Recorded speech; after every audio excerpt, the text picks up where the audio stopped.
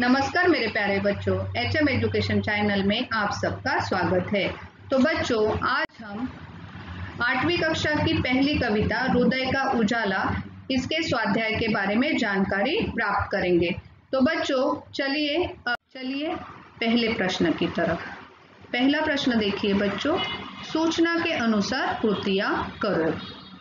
उसमें से पहला दिया हुआ है, रिक्त स्थानों में ऊंची शब्द लिखो।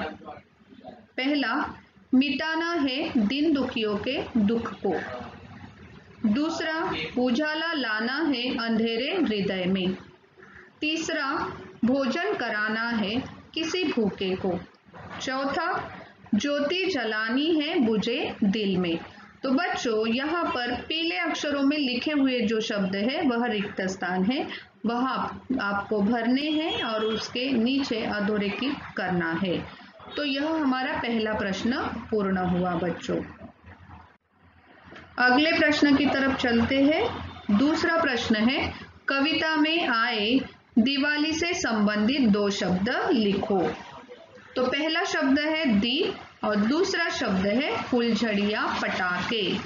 आपको इसी प्रकार से बॉक्स बनाकर उत्तर लिखना है परीक्षा में, है ना। तो बॉक्स बनाना है और उसी में आपको उत्तर लिखना है अगर परीक्षा में इस प्रकार से प्रश्न दिया जाता है तो। तीसरा प्रश्न देखिए बच्चों, वाक्य के सामने सही अथवा गलत लिखो। पहला है, कवि ने हमें अपने दिलों के दीप जलाने के लिए कहा है। तो उसका उत्तर आता है सही। बॉक्स में सही उत्तर पीले रंग में या पीले अक्षरों में लिखा हुआ है। दूसरा प्रश्न, कवि ने दिन दुखियों को दुख देने के लिए कहा है। तो यह सही है क्या बच्चों? नहीं ना, तो इसका उत्तर आएगा गलत, है ना। तो इस प्रकार से तीसरा प्रश्न हमारा यहाँ पर पूर्ण हुआ। चौथा प्रश्न देखिए बच्चों, समानार्थी शब्द लिखो। पहला है दीपक दिया, हृदय दिल, लाचार विवश, आनंद खुशी, घाव जख्म और घर मकान। इस प्रकार से समानार्थी शब्दों के अर्थ आपको लिखने हैं, उसी अर्थ वाले शब्द आपको यहाँ पर उत्तर में लिखने हैं। यह चौथा प्रश्न हमारा पूर्ण हुआ। आगे देखिए बच्चों, यह दूसरा प्रश्न है, प्रमुख प्रश्न, दिन दुखियों का दुख दूर करना चाहिए विषय पर अपने विचार संक्षेप में लिखिए। कल्पना पल्लवन, पाठ्यपुस्तक पृष्ठ क्रमांक 2 में यह प्रश्न पूछा गया है और इस प्रकार से आपको दिन दुखियों के दुख दूर करने के लिए क्या करना चाहिए इसके विचार यहाँ पर दिए हुए हैं। तो उत्तर देखिए बच्चों, समाज में कुछ ऐसे लोग होते हैं जो किन्हीं कारणों से तरह तरह के कष्ट सहन करते हैं और उनकी जिंदगी नर्क की तरह होती है। इन्हें भरपेट भोजन और तन ढकने के लिए कपड़े भी नसीब नहीं होते।